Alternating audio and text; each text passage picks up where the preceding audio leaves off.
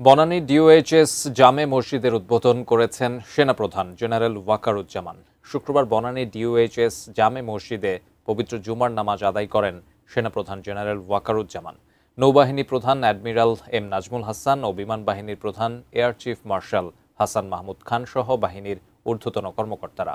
নামাজের আগে পুনর্নির্মিত মসজিদের উদ্বোধন করেন সেনাপ্রধান জেনারেল ওয়াকারুজ্জামান।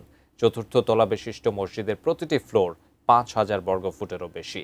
মসজিদে নারী ও পুরুষের আলাদা নামাজের জায়গা সহ রয়েছে অত্যাধুনিক নানা সুযোগ সুবিধা। মসজিদ পুনর্নির্মাণে ৩ বাহিনী সহ স্থানীয় বাসিন্দারা নানাভাবে সহায়তা করেন।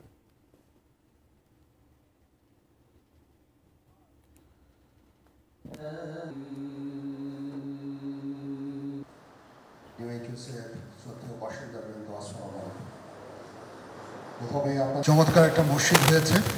মসজিদ কোনো একটা বিশেষ ব্যক্তি বা সংস্থার দানে হয় না, এটা সবাই এখানে অংশগ্রহণ করে।